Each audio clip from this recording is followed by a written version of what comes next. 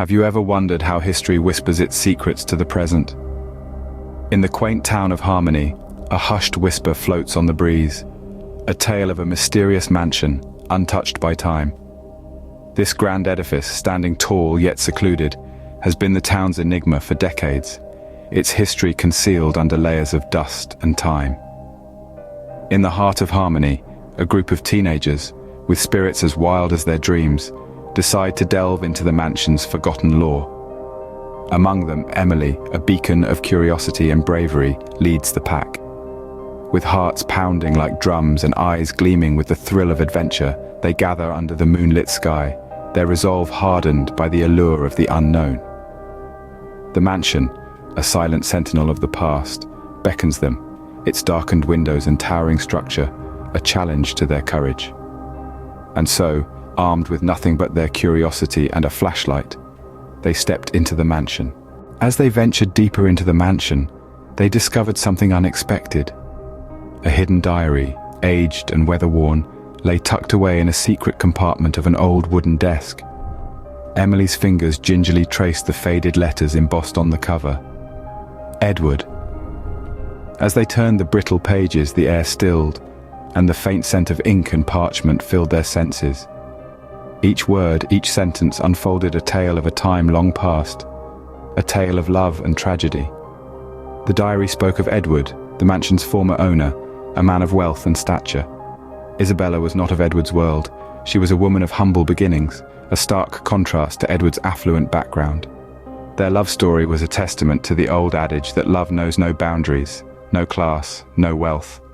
Their love was a secret whispered in hushed tones, a precious bond nurtured in the shadows.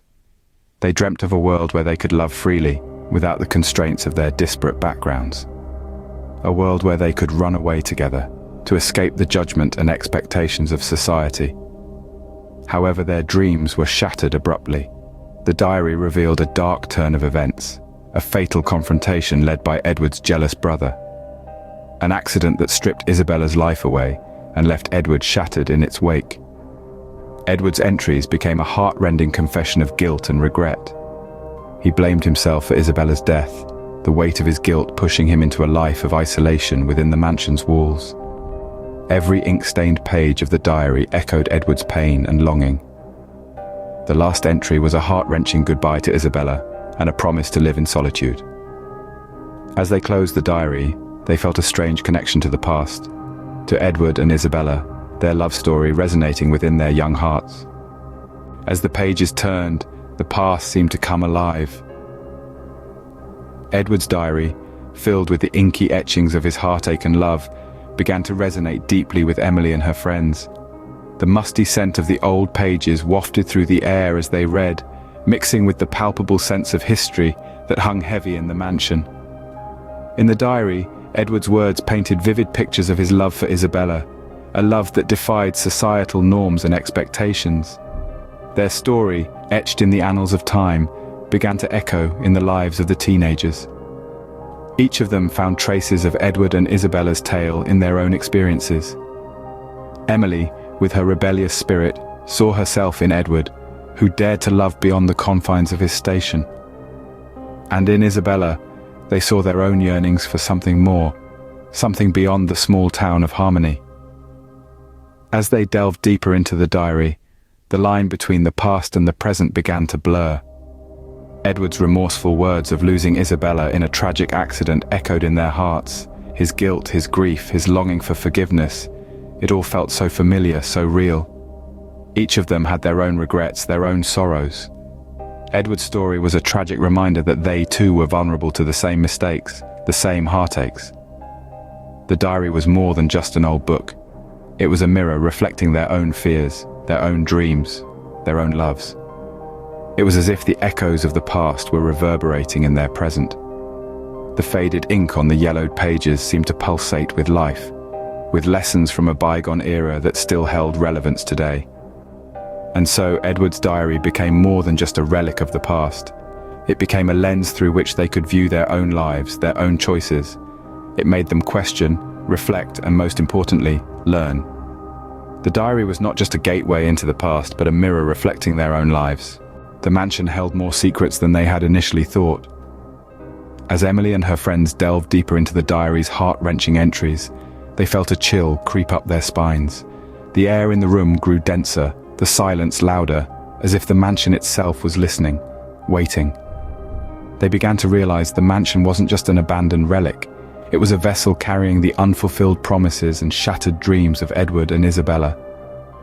The diary was not just a record of the past, but a plea from the restless spirits eternally trapped in the house.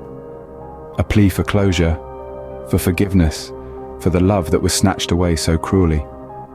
The pages of the diary whispered tales of Edward's guilt and self-imposed isolation, of Isabella's love that transcended even death.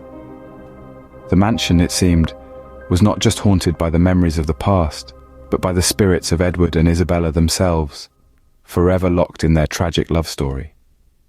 Emily and her friends could feel their presence, an echo of the love that once filled the mansion's now empty halls.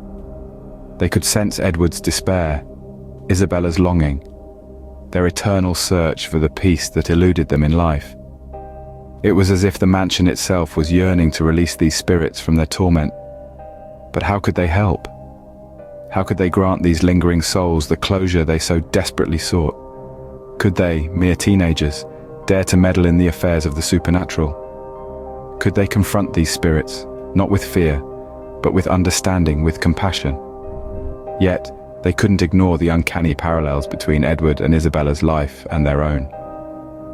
The diary had become a mirror, reflecting their own struggles, their own romantic entanglements, their own family conflicts. The past was not just echoing, it was resonating, intertwining with their present. The mansion was not just a relic of the past, but a home to restless spirits. It was a haunting reminder of love lost and a beacon calling for forgiveness. But what would Emily and her friends do next? Would they embrace this eerie revelation, or would they flee from the mansion's chilling secrets? The decision was theirs to make. The echoes of the past were too loud to ignore. Emily and her friends stood in the heart of the mansion, the weight of Edward and Isabella's story bearing down on them. They were at a crossroads. Should they help these spirits, these echoes of a tragic past, or should they turn their backs and simply leave the mansion? The decision wasn't as simple as it seemed. The past was no longer just a collection of dusty rooms and faded memories. It had become alive, breathing and pulsating with the heartbeat of Edward's love for Isabella. It echoed in their own hearts, in their own stories of love, pain, and forgiveness. Emily, the leader, the adventurous one, felt a strange kinship with Edward. She too had known love that was as intense as it was complicated. She too had felt the sting of betrayal and the pain of loss. Edward's story was her story. And as she looked around at her friends, she could see the same recognition in their eyes. They were all echoes of Edward and Isabella. They were the living embodiment of a love that had once bloomed in this very mansion, a love that had been tragically cut short. They could not ignore it. They could not ignore the past. But it wasn't just about the past, it was also about the present, about their own lives. They had their own conflicts to navigate, their own hearts to heal. Helping Edward and Isabella, they realized, was also a way of helping themselves. They were standing in the echoes of the past, but they were also standing in the echoes of their own lives. The decision to confront the past was also a decision to confront themselves, their own fears, their own insecurities. In the end, they decided to confront the past in the hope of changing their present. This was their decision, their choice. They chose to help Edward and Isabella, to help themselves. They chose to believe in the power of love, in the power of forgiveness. They chose to believe in the echoes of the past. They chose to listen to the echo of the past. Emily and her friends, with hearts pounding and resolve hardened, decided to face the spirits of Edward and Isabella. They ventured into the heart of the mansion, the room where Isabella tragically lost her life. And there they found the spirits, trapped in an everlasting loop of sorrow and regret. They called out to the spirits, their voices carrying the weight of their newfound understanding. They spoke of Edward's love for Isabella, his regret, and the life of isolation he led after her death. They echoed the words written in Edward's diary, words that had been left unspoken for decades. In the cold, dimly lit room, Emily and her friends felt the air change. A sense of calm fell over them, replacing the palpable tension that had previously filled the space. The spirits of Edward and Isabella seemed to listen, their ethereal forms shimmering as the teens spoke. Emily, leading her friends, reached out to the spirits. She spoke of forgiveness, of letting go of past mistakes. She told Edward that it wasn't his fault, that he couldn't have known what would happen. She told Isabella that her love story, while tragic, was not forgotten. The spirits seemed to react, their forms becoming brighter, the room growing warmer. Emily and her friends felt a sense of peace wash over them. The spirits of Edward and Isabella, after decades of sorrow, had finally found their peace. The teens left the mansion that night, their hearts lighter. They had not only helped the spirits find peace, but they had also learned a valuable lesson. They learned about love, about the power of forgiveness, and about the profound impact the past can have on the present. The mansion, once a symbol of tragedy and loss, now stood as a testament to the power of understanding, forgiveness, and love. As Emily and her friends walked away, they carried with them the echoes of the past, their lives forever changed by the experience. For it is in the echo of the past that we find the melody of our present and the harmony of our future.